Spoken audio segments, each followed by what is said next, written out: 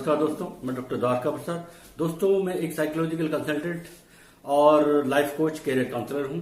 आज हम एक नया टॉपिक लेकर उपस्थित हुए हैं और हमारी दैनिक लाइफ से जुड़ा हुआ है। हमारे घरों में, हमारे मिलने जुलने वालों के घरों में और हमारे जो चारों तरफ का सोशल एटमॉस्फेयर है, वहां पर किसी के घर में भी ये जिस टॉपिक पर मैं बात करने जा रहा हूं वो विकृति, जिसे हम मनोवैज्ञानिक विकृति कह सकती, पाई जा सकती है। तो दोस्तों, मैं कुछ एग्जाम्पल के जरिए आपको ये बताना चाहूंगा। पहले आपसे कुछ क्वेश्चंस पुटअप करूंगा इस वीडियो के जरिए। क्या आपने कुछ ऐसे बच्चे देखे हैं जो अक्सर, चाहे वो घर हो चाहे वो क्लास हो, अपने हाथ पैर हिलाते रहते हैं?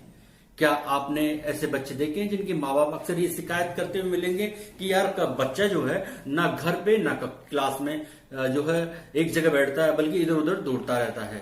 क्या आपने ऐसे पेरेंट्स भी देखे हैं या उनसे बात करी जब आपको महसूस हुआ है, जो अक्सर ये कहते हैं कि यार बच्चे की शिकायत आती रहती क्लास से कि वो एक जगह नहीं बैठता है और शांति से नहीं बैठता है। शांति से नहीं बैठता इन द सेंस कि वो बातूनी है, बार बार बात करता है, उसको रोका जाता है तो भी वो बात करता है। तो इसके अलावा ये एक अलग कैटेगरी हो गई। और एक दूसरी कैटेगरी में कुछ बच्चों के पेरेंट्स ये शिकायत करते हुए मिलेंगे कि यार बच्चों का ध्यान ही नहीं लगता पढ़ाई में। हम उन्हें बार बार ध्यान देने के लिए कहते हैं, वो 1% ध्यान नहीं लगाते हैं, यानी कि उनमें ध्यान की कमी पाई जाती है। या आपने ये देखा है कि कुछ पेरेंट्स ये कहते हैं कि बच्चों को हम बार बार सीखने के लिए कहते हैं, पर वो उतना सीख नहीं पाते जितनी प्रैक्टिस करते हैं, जितनी मेहनत करते हैं। तो ये इस प्रकार जो कैरेक्टर्स हैं, आज हम उन कैरेक्टर्स के बारे में, आज हम इन कैरेक्टर्स को एक्चुअल में किस विकृति के अंतर्गत रखा जाता है, किस साइकोलॉजिकल डिसऑर्डर में रखा जाता है, या इन विकृतियों को क्या कहा जाता है, इसके बारे में डिस्कस करने जा रहे हैं। तो दोस्तों, आज हमारा वीडियो का टॉपिक है ADHD। ADHD, attention deficit hyper activity disorder. ये विकृति बाल्यकाल में या बाल्यावस्था में पाए जाने वाली विकृति है, जिसमें मैंने जो पहले कैरेक्टर बताया आपको, पहले 3 क्वेश्चंस जो पूछे वो अति चंचलता के कहलाते हैं, और बाद के जो पूछे, जो बताए, वो ध्यान की, यानी कि वो उस बालक में, उस बच्चे में ध्यान की कमी है, अवधान की कमी है, उसमें वो अटेंटिवली नहीं काम करता, वो प्रॉपर जिसमें ध्यान लगाकर, मन लगाकर काम करना चाहिए, कॉन्शियसनेस उसमें पूरी तरह नहीं पाई जाती। तो दोस्तों, इसको कहा जाता है ADHD।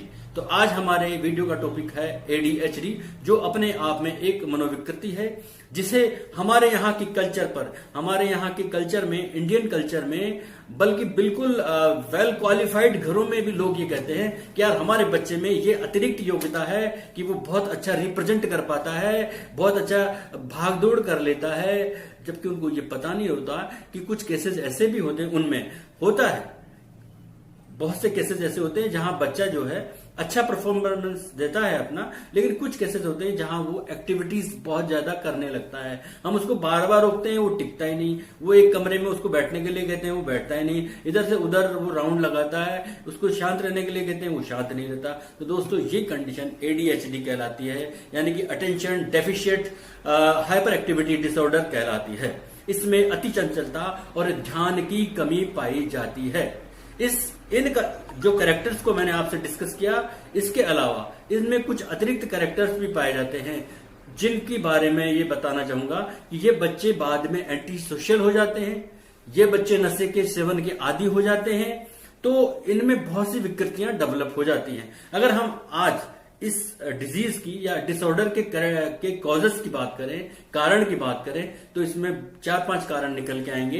अगर हम पहला कारण की बात करें तो जेनेटिकल का रीजंस आता है या फैक्टर आता है, जेनेटिकल फैक्टर आता है।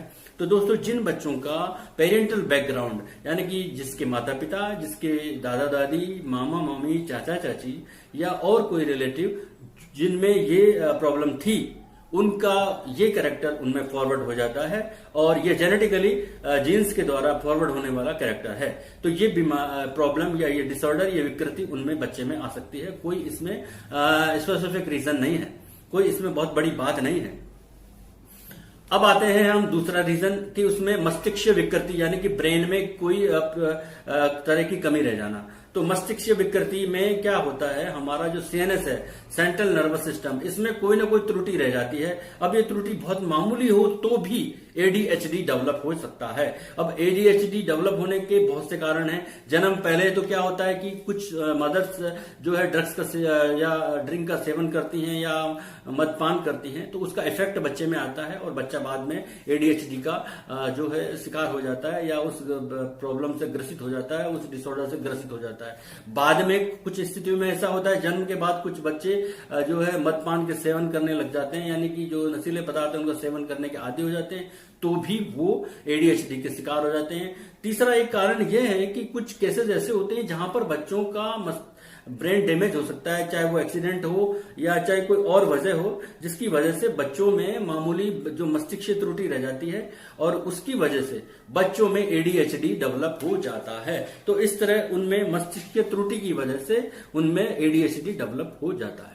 अगर हम तीसरा रीजन बात करें तो ये होता है बायोकेमिकल फैक्टर्स। बायोकेमिकल फैक्टर्स की अगर हम दोस्तों बात करें तो हमारे ब्रेन में बहुत से केमिकल रिलीज होते हैं, बनते हैं और रिलीज होते हैं। तो मेन जो होता है वो होता है सेरोटोनिन, और एक इस प्रॉब्लम के लिए जो जिसको रिस्पॉन्सिबल कहा गया है वो है नॉर एपिजेफ्रिन नाम का एक केमिकल जो है हार्मोन बनता है। जब इन दोनों की इम्बैलेंसिंग होती है तो उस वजह से भी जो है एडीएचडी डेवलप होने लगता है। बच्चा बातूनी भी हो सकता है, बच्चा रिजर्व भी हो सकता है, बच्चा चंचल भी हो सकता है, बच्चा साइलेंट भी हो सकता है, बच्चा दौड़ भाग करने वाला भी हो सकता है। तो डिपेंड करता है कि क्या क्वांटिटी में कैसे रिलीज हो रहा है, हार्मोनल इम्बैलेंस किस कंडीशन में हो रहा है। फोर्थ जो रीजन है वो है साइकोसोशल फैक्टर। साइकोसोशल फैक्टर में ये है, बहुत से रीजन ऐसे होते हैं और घर घर में मिलते हैं। यहाँ ये नहीं है कि किसी डॉक्टर के घर में है तो वहां नहीं है, डॉक्टर के घर में हो सकता है, साइकेट्रिस्ट के घर में भी हो सकता है, और जो साइकोलॉजिस्ट है वहां पर भी ये प्रॉब्लम हो सकती है कि कुछ घरों में चिंताएं होती हैं, टेंशन्स होती हैं, डिप्रेशंस होते हैं, तो वो चीजें घर में दिखने लगती हैं। अब जब घर में दिखने लगती है तो बच्चे, फैमिली के जो मेंबर हैं, उन सबको देखने लगते हैं, उन सबसे जूझते हुए वो अपने आप को पाए जाते हैं। तो वो चीजें उनमें आने लगती हैं और वो एडीएचडी के रूप में बच्चों में डेवलप हो जाती है। अगर बच्चे बाल्यावस्था में किसी मदर फादर को चिल्लाते हुए, गुस्सा करते हुए देखते हैं तो वो चीजें उनमें धीरे धीरे उसमें डेवलप होने लगती है, या उनका जैसा नेचर होता है जो उनमें ट्रांसफर हो जाता है। तो इसीलिए कहा गया है कि जब बच्चे छोटे होते हैं, बाल्यकाल में होते हैं, स्कूल गोइंग होते हैं, उस दौरान पेरेंट्स को ये चाहिए कि वो चीखे ना, चिल्लाएं ना, धीमे से बात करें, बड़े रेस्पेक्ट के साथ बात करें। अगर रेस्पेक्ट के साथ करेंगे तो सामने बच्चे भी वैसा ही रिस्पॉन्स देंगे, या एडीएचडी जैसी कम से कम प्रॉब्लम तो नहीं होगी। तो ये एक अपने आप में एक प्रॉब्लम है जिसे हम साइकोसोशल फैक्टर के अंतर्गत रखते हैं। तो दोस्तों इस प्रकार ये एक मैंने जो 4 रीजन बताए हैं, 4 फैक्टर बताए हैं, ये हमारे इस एडीएचडी के होने के या इसको डेवलप करने के मेन फैक्टर हैं। अब बात करते हैं हम इसके ट्रीटमेंट की या उपचार की। दोस्तों किसी भी साइकोलॉजिकल प्रॉब्लम के लिए या डिसऑर्डर के लिए हम तब देते हैं जब वो क्रॉनिक कंडीशन में आता है, लंबी अवस्था तक चल जाता है, बच्चा 2-3 दिन उछलता कूदता फांदता है, कम बोल डांट देते हैं और चुप हो जाता है, तो वो नॉर्मल कंडीशन कही जाती है। लेकिन जब ये क्रॉनिक होती है, अक्सर स्कूल से प्रॉब्लम, शिकायतें आती है, कंप्लेंट आती है बच्चे की, या घर में भी माँ बाप फील करते हैं कि यार बच्चा मेरी बात मान ही नहीं रहा, बच्चा टीवी का देखा जा रहा है, बच्चा गेम में ही लगा हुआ है, बच्चा और भी ऐसी एक्टिविटीज में लगा हुआ है कि मेरी नहीं सुन रहा है, ओवरऑल स्कूल से कंप्लेंट आ रही है, तब वहां थोड़ा सीरियस होने की जरूरत है।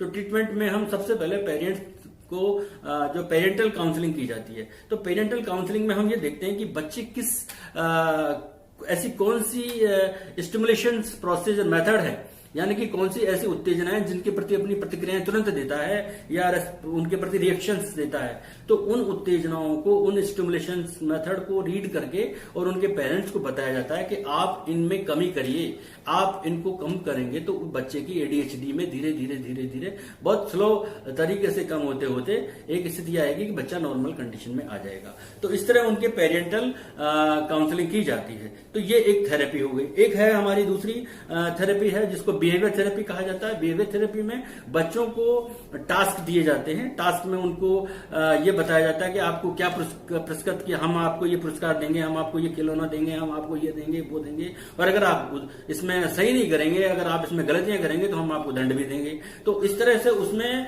बिहेवियर थेरेपी के जरिए उसको सिखाया जाता है, बच्चे को टास्क भी दिया जाता है। बहुत सारे मेथड ऐसे हैं, ऐसे रीइंफोर्समेंट जो है पुनर्बलन का उनको उनके साथ उपयोग यूजेस किया जाता है, जिसके बाद बच्चे में एडीएचडी की कमी पाई जाती है। थर्ड जो ट्रीटमेंट का तरीका वो है मनोचिकित्सकीय विधि। इसमें क्या होता है दोस्तों, ये दो तरीके से होता है। एक तो होता है व्यक्तिगत, किसी भी बच्चे को व्यक्तिगत रूप से उसको ट्रीटमेंट किया जाए, एक उसका सामूहिक तरीके से उसका ट्रीटमेंट किया जाए। तो व्यक्तिगत ट्रीटमेंट में ये देखा जाता है कि बच्चे की ऐसी कौन सी एक्टिविटीज है, ऐसी कौन से कारण है, ऐसे कौन से तरीके हैं, ऐसी कौन से वजह है जिनकी वजह से बच्चे में एंजाइटी डेवलप होती है, बच्चे में तनाव होता है, बच्चा गुस्सा करने लगता है, बच्चा लड़ने झगड़ने लगता है, विवाद करने लगता है उनके प्रति। वो उसमें उसको देख करके और उनके प्रति व्यक्ति को उस बच्चे को अवगत कराया जाता है और बच्चे की इन चीजों को कम करने का प्रयास किया जाता है। जहां तक सामूहिक या ग्रुप थेरेपी की बात है, तो ग्रुप थेरेपी में यह देखा जाता है कि बच्चे में कौन से ऐसे कैरेक्टर हैं जो उसके आउटपुट को बाहर ला सकते हैं। कुछ बच्चे ऐसे होते हैं जो अपनी अच्छी अच्छी आदतें केवल समय कम मिलने की वजह से, माँ बाप की ध्यान नहीं देने की वजह से, ये मानिए कि कुछ बच्चे अच्छे प्लेयर होते हैं लेकिन वो घर में रहते हैं, माँ बाप ध्यान नहीं दे पाते, तो वो वहीं की वहीं रह जाते हैं। और उनमें वो जो एक्स्ट्रा एनर्जी बनती है तो वो जो है वो एडीएचडी में ट्रांसफर हो जाती है और वो अपने आप में एक बाल्यकालीन विकृति, मनोवैज्ञानिक विकृति के रूप में डेवलप हो जाती है। जो होता तो यह है कि ये बच्चे जब युवा अवस्था तक पहुंचते हैं तब तक काफी हद तक कंट्रोल्ड हो जाती है, लेकिन कुछ केसेस में ऐसा होता है जहां पर बच्चे एंटी सोशल हो जाते हैं, जहां पर बच्चे नशे के आदी हो जाते हैं। वहां पर हमें फिर जो है उनको कंसल्टेंट की जरूरत पड़ती है, साइकेट्रिस्ट की जरूरत पड़ती है, मेडिसिन की जरूरत पड़ती है। तो ये एक अपने आप में है। इसके अलावा जो चौथा तरीका मैं आपको बताने जा रहा हूं दोस्तों, वो है खान पान से संबंधित। क्योंकि दोस्तों एडीएचडी से तात्पर्य मेरा यही है कि बच्चे में बहुत अधिक चंचल है, बहुत अटेंटिवली वो कार्य जो है नहीं कर पा रहा है, यानी कि ध्यान में कमी है, भाग रहा है इधर उधर, एनर्जी बन रही है, डेवलप हो रहा है। तो हमें एनर्जेटिक उसको फूड नहीं देना है जो क्विक एनर्जी दे और उसको तुरंत ये लगे कि मैं कुछ करूं, उसके माइंड में इस तरह की रिएक्शंस आने लगे, रेस्पॉन्स देने के लिए उसको प्रिपेयर करे, कॉन्शियस उसका ये कहे कि यार तुरंत ऊपर चलो, नीचे जाओ, भागो, दौड़ो, बात करो, या ध्यान से नहीं देख पाता है। तो हमें ये देखना है कि हमें उसको फास्ट फूड नहीं देना है। आज घर घर में फास्ट फूड बच्चों को दिया जा रहा है, तो ऐसे बच्चों को जिनमें एडीएचडी है, जिनके बच्चे एक्स्ट्रा एनर्जेटिक वर्क कर रहे हैं या ध्यान में कमी है या अति चंचल है, तो उन बच्चों को फास्ट फूड से ज्यादा हो सके बचाया जाए। ऐसे बच्चों को पॉलिश किए हुए पदार्थ नहीं दिए जाए, ऐसे बच्चों को तले हुए पदार्थ नहीं दिए जाए, ऐसे बच्चों को एक्स्ट्रा शुगर वाले पदार्थ नहीं दिए जाए, फूड नहीं दिए जाए, ताकि उनको खाते उनमें एनर्जी क्या है, इन चीजों से एनर्जी बनती है, क्विक रिस्पॉन्सिबल करने के लिए तैयार कर देती है। तो वो एडीएचडी की तरफ बच्चा डेवलप होता जाता है धीरे धीरे, और फिर वो हैबिट के रूप में उसमें आ जाती है। तो इन पदार्थों से बच्चों को बचाया जाना चाहिए।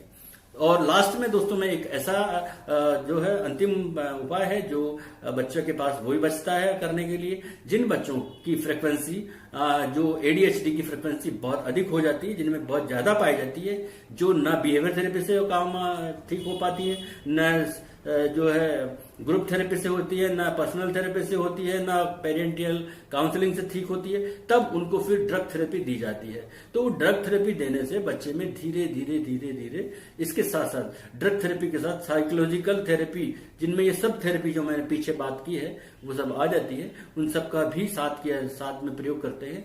और इस तरह बच्चे में ये एडीएचडी यानी कि attention deficit hyper activity disorder इस तरह कम किया जा सकता है।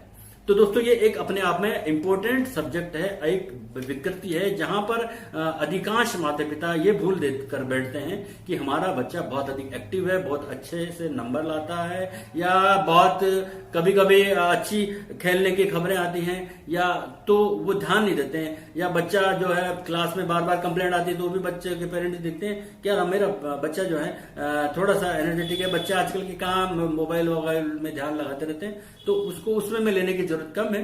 अगर लगातार कंप्लेंट आती है तो आपको सीरियसली देखना चाहिए और स्कूल काउंसलर से या जो भी नजदीक के काउंसलर है वहां बच्चे को एक बार जरूर दिखाएं और इस प्रकार अपने बच्चे में होने वाली एडीएचडी की मात्रा को, क्वांटिटी को, फ्रीक्वेंसी को ज्यादा बढ़ने से कम की दिशा में ले जाएं और बच्चे को एक अच्छा बाल्य अवस्था देंगे तो वो अच्छा युवा बनेगा और एक अच्छे राष्ट्र के निर्माण में अपना सहयोग देगा, कम से कम अपनी युवा अवस्था को सही ढंग से जी पाएगा। तो दोस्तों मेरा आज का वीडियो आपको कैसा लगा और क्या आपको इसमें अतिरिक्त जानकारी चाहिए वो जरूर कमेंट के जरिए मुझे बताइएगा। और इसके बाद मैं आपको बताऊंगा कि ऐसे बच्चों के लिए नेक्स्ट वीडियो में मैं आपको ये बताऊंगा कि ऐसे बच्चों को स्कूल लेवल पर कैसे ट्रीट किया जाता है। लेकिन मुझे पहले मैं ये जरूर चाहूंगा कि मेरा ये वीडियो शुरू से लेकर अंत तक पूरा देखा जाए और कमेंट दिए जाए। कुछ जानकारी अगर आपको जाननी है एडीएचडी के बारे में, जो एक कॉमन प्रॉब्लम है जिसके बारे में अवेयरनेस कम है, जिसके बारे में पेरेंट्स की अलग थॉट थिंकिंग बनी हुई है, तो वो उस थिंकिंग को इस वीडियो को सुने, जाने और अपनी उसमें सुधार करने का प्रयास करें। ये अपने आप में एक बाल्यकालीन साइकोलॉजिकल डिसऑर्डर है जिसे सुधारने की आवश्यकता है और मुझे इसके बारे में जो भी जानकारी आपको अतिरिक्त चाहिए वो आप मुझे जरूर अपने कमेंट के जरिए पूछें, मुझे अच्छा लगेगा। तो मेरा दोस्तों आज का वीडियो यहीं तक था। धन्यवाद, नमस्कार।